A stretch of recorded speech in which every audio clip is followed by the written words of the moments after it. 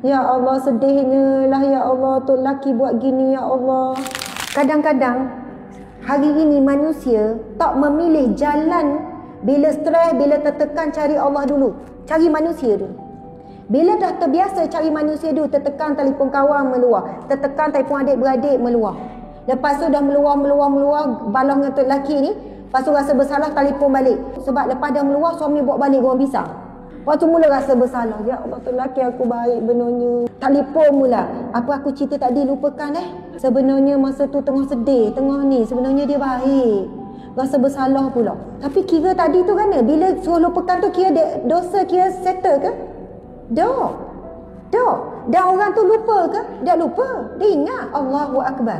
Sebab tak terbiasa. Bila tengah tertekan, tengah stres, astagfirullahalazim ya Allah, wa ufawwidu amri ila Allah. Aku serahkan urusanku, kesedihanku ni ya Allah kepadamu ya Allah. Innallaha basirun bil ibad. Sesungguhnya engkau melihat keadaan hamba-hambamu. Ya Allah, sedihnya lah ya Allah, tok laki buat gini ya Allah. Sedihnya ya Allah, hari lahir dia dok ingat ya Allah. Contoh kan? Sebab kita tak terbiasa meluah, mengadu kepada Allah. Terbiasa apa-apa? Mu nak tahu dah, pukul 10 malam dah ni ayahmu dok ingat lagi hari lahir. Mok wi peluang 2 jam je lagi. Sebelum pukul 12. Mok siap-siap dah beg ni. Lepas tu tengok 2 jam. Rasa memang dia dok ingat sungguh dah ni. Subhanallah.